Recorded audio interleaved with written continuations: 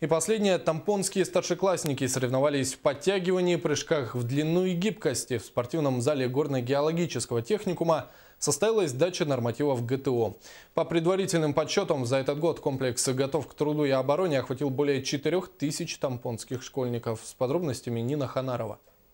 В декабре прошлого года состоялось совещание учителей физкультуры и тренеров Тампонского района о внедрении комплекса «Готов к труду и обороне» в общеобразовательных учреждениях. Назначены ответственные. В декабре 2015 года состоялась сдача нормативов ГТО среди учащихся 9-11 классов по школам. По итогам сводного отчета охват составил 75% от общего количества учащихся. Из них на золото сдали 1730 учащихся, серебро 1249, бронза 789 человек.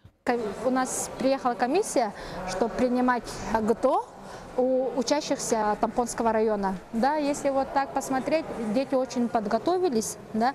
Есть юноши, девушки, которые претендуют на золото. Да.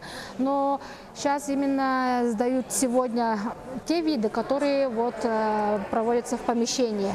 Главным судьей соревнований был Иван Петрович Собакин, заместитель руководителя по внедрению норм ГТО по заречным улусам Республики Саха-Якутия, заведующий кафедрой Чурапчинского института физической культуры и спорта, который встретился с руководством района, учителями, тренерами, где ознакомился с информацией по внедрению комплекса.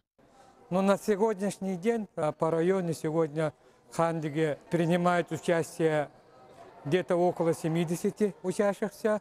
И еще сегодня у нас в планах прием сдачи норм ГТО на базе Мегин-Алданского населения, где будет собираться учащиеся 4 населений, где-то приблизительно тоже 50 учащихся. Принятие норм прошло в спортивном зале горно-геологического техникума по 4 видам: подтягивание, гибкость, прыжки в длину с места, сгибание и разгибание рук. По итогам протокола будет определена школа с лучшими показателями сдачи норм ГТО на фестивале, запланированном на весну 2016 года. Нина Ханарова, Наталья Перемякова, НВК «Саха», Тампонский район.